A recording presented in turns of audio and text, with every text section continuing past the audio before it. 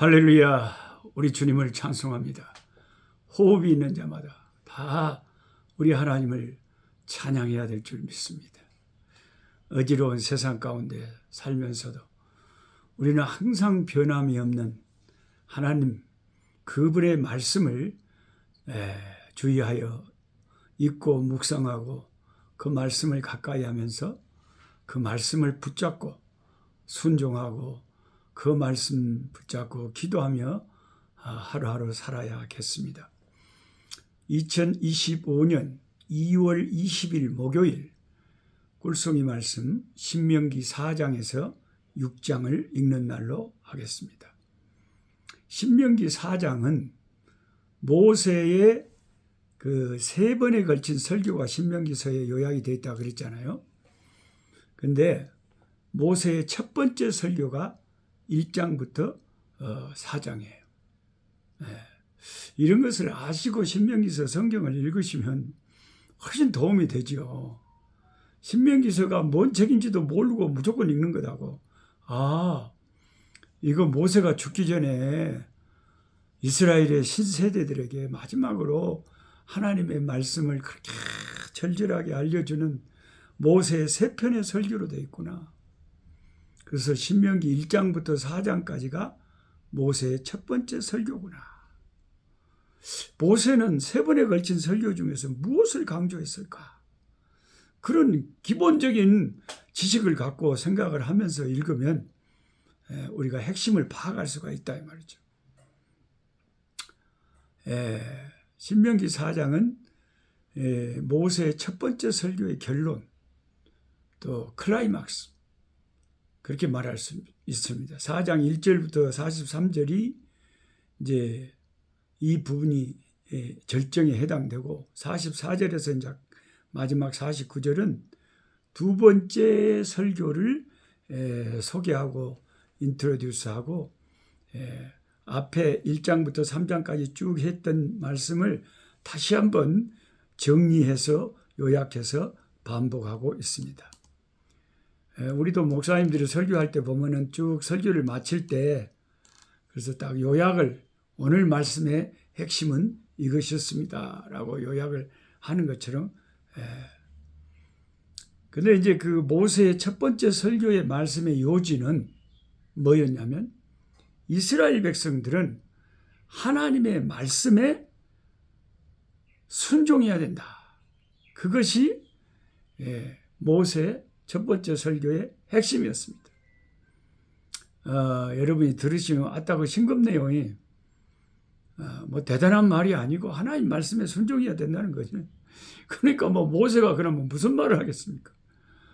세상을 떠나기 전에 가나안 정복을 앞두고 있는 이스라엘의 이 신세대들에게 우리가 왜 하나님의 말씀에 순종하고 우상을 버리고 하나님만 전적으로 섬겨야 되는지 그거 이야기하고 세상을 떠나지 그 뭔 이야기하고 떠나갔어요. 여러분과 제가 이제 임종이 가까웠을 때 자녀들이 옆에서 아버지 울어쌌고 그러면 훌쩍거려서 하면 뭔 말을 하고 세상을 떠날 것 같아요 우리가. 저는 다른 말 뭐 없을 것 같아요. 울지 마라. 예를 들어서 아버지가 시방 피곤해갖고 잠을 푹 자면 너희들 좋겠냐 안 좋겠냐? 좋지. 피곤하면 푹 주무시게 해야지. 그게 그렇게 죽는 것을 예수 믿는 사람은 슬퍼하면 안 돼. 울지 마. 내 육신은 이제 좀 길게 잠을 자는 게요. 내일 아침에 일어나지는 않을 거예요. 언제 일어나냐? 예수님의 재림의 나팔 소리가 들릴 때. 구약부터 7월 1일 나팔절 있었잖아요. 빰빠바 천군 천사들의 나팔 소리가 들리면서 우주를 흔드는 주님의 나타나심에 대한 나팔 소리가 들릴 때 그때 내 육신이 아따 잘 잤다 하고 하나님의 예수 그리스도의 영광의 부활의 몸으로 다시 살아나고 깨어날 것이다. 그리고 내 영혼은 주님 품에 안겨서 편안하게 안식하고 세상 고생 꿈에 본 듯 잊으면서 그 영광의 나라에서 천군 천사들과 함께 영광을 누리고 살 것이니까 아무 걱정하지 말고 너희들도 한 우상 숭배나 다른 길로 가지 말고 오직 성경에 기록된 말씀 붙잡고 하나님 잘 섬기다가 천국에서 만나자. 바이바이. 그러고 뚝 하고 가버리면 우리가 뭐 마지막 숨을 거두지 않겠어요?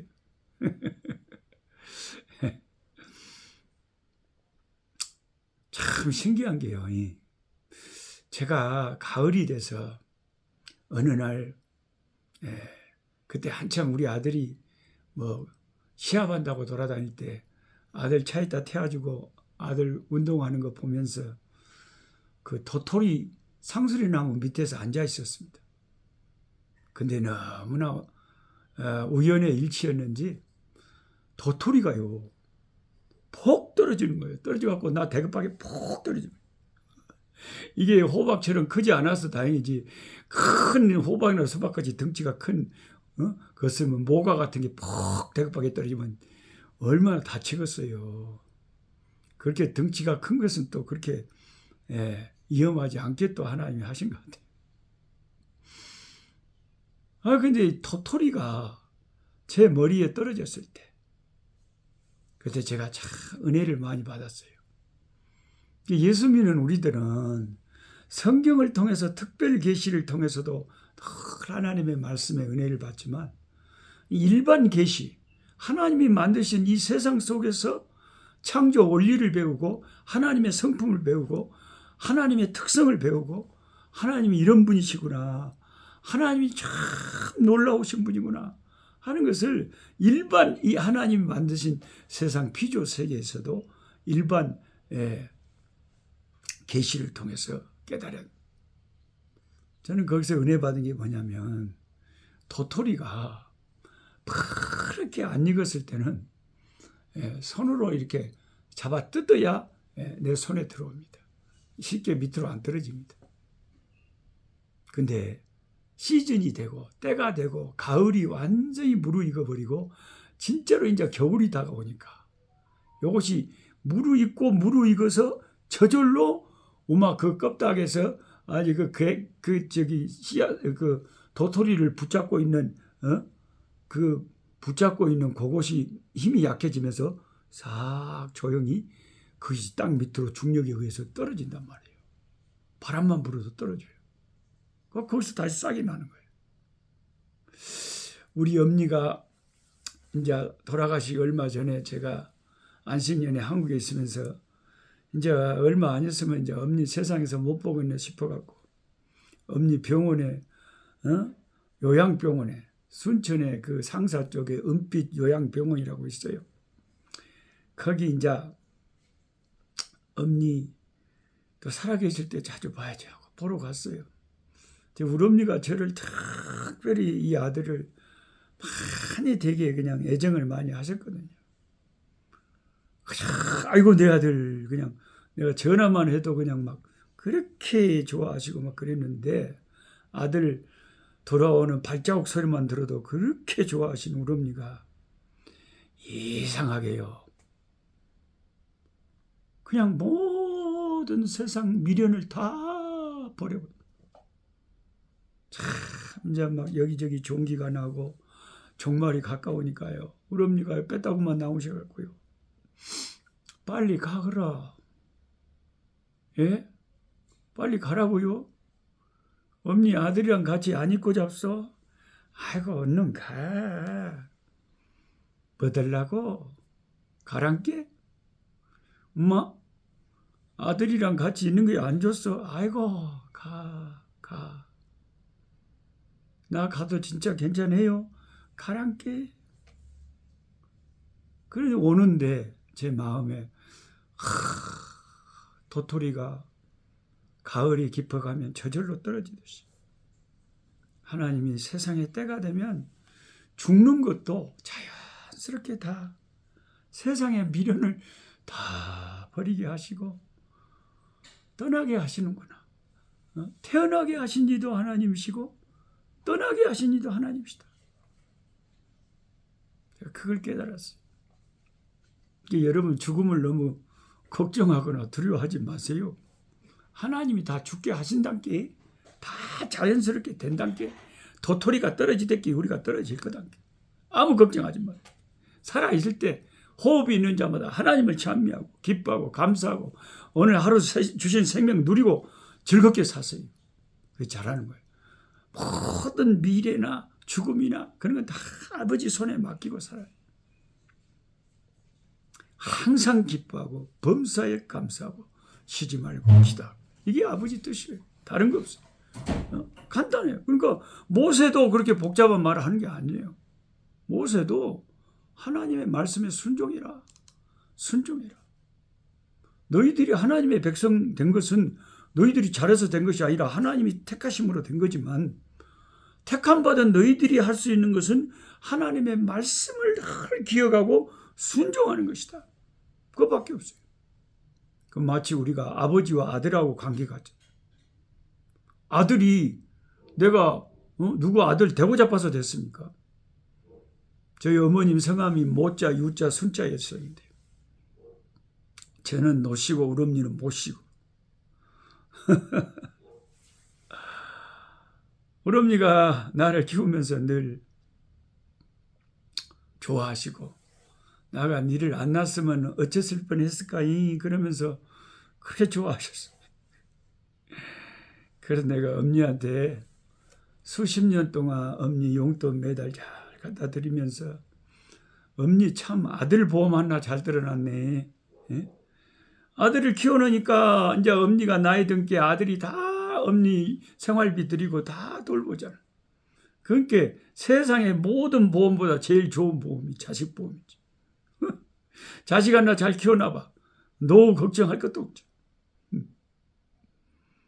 그러니까 이게 부모와 자식 간의 관계는요, 내가 우리 그 엄니의 아들이 되고 싶어서 된 게 아니잖아요. 예. 그런데 내가 할 수 있는 것은 부모를 공경하고, 예. 부모에게 순종하는 거. 그게 이스라엘 백성에게 모세가 요구했던 것이고, 우리가 하나님을 섬기는 우리가 하나님께 해야 될 일이고, 또 자식으로서 육신의 부모에게 해야 될 유일한 일이 순종하고 받들고 공양하는 거예요. 우리 어머니가 되게 이제 가난하게 평생을 사셔갖고, 제가 벌교 시골에 가면 밤을 새워서 이제 엄니 젊을 때 고생했던 얘기들을 참 많이 하셨어요. 고생한 이야기들 막. 엄니가 스스로 이제 흥분이 되셔가지고 자기 말에 도취가 돼갖고 막 혼자 막 거의 울어가면서 참말로 실감나게 말씀 많이 하셨어요. 그래서 저는 그 태진아의 그 3호곡, 그 노래 가사 중에 무명치마 졸라매고 새벽 이슬 맞으시며 한평생 모진 가난 참아내신 어머니, 그 대목을 어찌 그렇게 그 가사를 쓰신 양반이 몸에 꼭 우리 어머니 이야기하듯이 써버렸다냐. 참 실감이 나. 그래서 모세는 이스라엘 백성에게 부모가 계시면 자식이 부모에게 순종하듯이 우리가 하나님의 백성이고 하나님의 자녀니까 우리 영적인 아버지 하나님께 전적으로 그 말씀을 기억하고 순종해야 되고, 그리고 또 한 가지 이제 강조하는 게 우상 숭배를 하면 안 된다. 우상 숭배는 그때나 지금이나요, 우리가 자칫 잘못하면 우상 숭배에 빠져버려요. 자칫 잘못. 현대의 우상들은 또 다양한 게 있잖아요. 우리가 빠지기 쉬운 돈이나 세상 것, 그리고 심지어 요즘은 세상 정치도 제가 볼 때는 어떤 교인들에게는 우상인 것 같아요. 어떤 목사나 어떤 장로나 어떤 권사 교인들에게는 정치가 예수님보다 더 중요한 우상이 되어버렸어요. 여러분 경고합니다. 저하고 같이 성경 공부하는 여러분들은 그러지 마세요. 정치가 중요하고 다 중요하죠. 세상에 안 중요한 게 어디 갔어요. 돈이 중요하고 다 중요하죠. 그러나 예수님보다 더 중요합니까? 복음보다 더 중요합니까? 말씀보다 더 중요합니까? 교회는 100% 순수하게 전적으로 오직 예수, 오직 말씀만을 선포하는 곳이어야지 예배 시간에 쓸데없는 세상 정치, 세상 이야기를 한다면 그게 순수한 교회냐 이 말이죠. 크게 잘못됐잖아요. 제발 그러지 마세요. 예배 시간은 온전히 성부, 성자, 성령 하나님께만 영광을 돌리고 주 예수 그리스도의 십자가의 부활과 십자가의 진리를 증거하는 그런 말씀의 시간이 돼야 돼요. 말씀에 보태지도 말고 빼지도 말고. 그렇지 않은 게 우상숭배단 말이에요. 정신 바짝 차려야 됩니다. 모세 설교에서 핵심이 되는 하나님에 대한 두 가지 가르침이 있는데 그것은 4장 24절과 31절이에요. 24절에는 여호와는 소멸하는 불이시오 질투하는 하나님이다. 심판의 하나님이다. 제가 농장에서 이제 탭이 만들려고 재를 만들려고 나무를 갖다가 불을 매일같이 떼거든요. 그리고 재 만들어서 이제 자연 탭이 만들려고. 근데 추운데 바람 불고 비 오고 추운데 불을 탁 피워놓고 의자를 갖다 놓고 불을 바라보면서 불을 보고 멍 때리고 있는 게 불멍이잖아요. 불멍을 하고 또 하나님을 또 묵상하고 진리를 생각하고 기도하는데 하나님 앞에서 이 말씀이 생각나요. 여호와는 소멸하는 불이시다. 불은 두 가지 역할을 해요. 이렇게 추위에 벌벌 떠는 나에게 따뜻함을 주니까 얼마나 좋아요. 근데 불은 그 나무를 다 태워서 재를 만들어 버리잖아요. 소멸을 시켜버리잖아요. 그러니까 예수 믿는 사람에게 하나님의 성령은 두 가지. 예수 믿는 우리에게는 생명을 주시고 따뜻함을 주시고 사랑을 주시고 영생을 주시고 거듭남을 주시고 감동 감화를 주시지만 그런 역할을 성령의 불이 하시지만 성령의 불이 안 믿는 자에게는 심판의 불이단 말이에요. 소멸하는 불이단 말이에요. 이것을 제가 불 앞에서 멍 때리면서 참 절실히 깨달은 거예요. 주님 맞습니다. 24절은 여호와는 소멸하는 불이고 심판의 주입니다. 31절은 여호와는 자비하신 하나님이시다. 하나님을 잘 섬기고 따르는 우리에게는 하나님의 자비하신 역사가 계속 나타나지만은 하나님을 거역하고 우상에 빠지면은 하나님의 심판을 면치 못할 것이다 합니다. 모세는 이제 결론적으로 질문을 32절, 33절에 세 가지 질문을 하는데 세 번째 질문이 첫 번째 질문을 세분화한 것이로 이 세 가지 질문이 결국은 한 가지 질문이에요. 핵심이 뭐냐?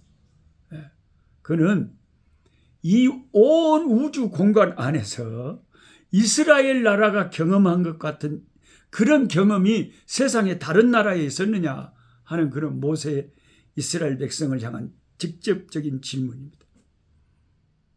누가 어떤 신이 이스라엘처럼 애굽에서 430년을 노예 생활했는데 거기에서 해방시켜 주신 신, 그 구원의 신이 어디 있고 그리고 하나님께서 그들을 신의 산으로 인도하셔서 십계명을 친히 주셨는데 그렇게 특별하게 말씀을 주신 나라가 어디 있냐.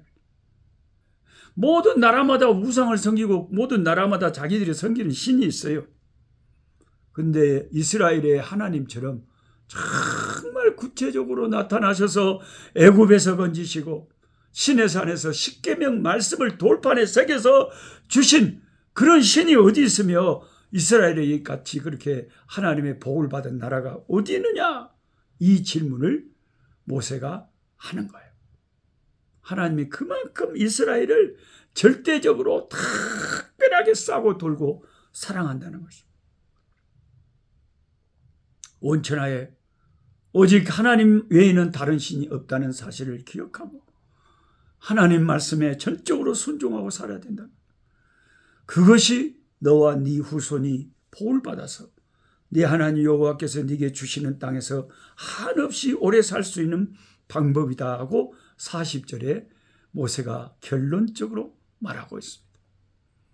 우리는 하나님의 이 위대한 하나님의 사람 모세의 설교를 들으면서 아멘 아멘 할렐루야 주여, 나같이 특별하게 예수님의 십자가로 구원받고 주님의 말씀에 은혜 받은 사람이 되었으니 주님의 말씀에 순종하면서 주님 따라 살아가야 되겠다는 그런 다짐을 모세의 설교를 통해서 오늘도 하고 살아나가기를 원합니다. 하나님 아버지 감사합니다. 위대한 하나님의 사람 모세는 이스라엘 백성들을 모아놓고 하나님의 말씀을 꼭 마음에 새기고 그 말씀에 순종하는 삶을 살아야 된다 아버지 강조하고 있습니다. 우상에 빠지면 안 된다고 강조하고 있습니다. 그리하면 하나님이 주시는 땅에서 오래 살고 번성하고 복되게 하리라 하셨습니다. 그렇지 않으면 하나님의 심판의 불이 저들을 소멸케 하리라 했습니다. 아버지 하나님, 하나님 말씀에 순종하여 복받는 우리의 윤택한 인생이 되게 하여 주시고 모든 우리의 후손들도 하나님만을 잘 섬겨서 주의 약속의 복을 받아 누리게 하여 주옵소서. 예수 그리스도 이름으로 기도드리옵나이다. 아멘. 약한 자 힘주시고 강한 자 바르게 주한 자 정택함이 주님의 뜻이라. 해 아래 압박 있는 곳 주 거기 계셔서 그 팔로 막아 주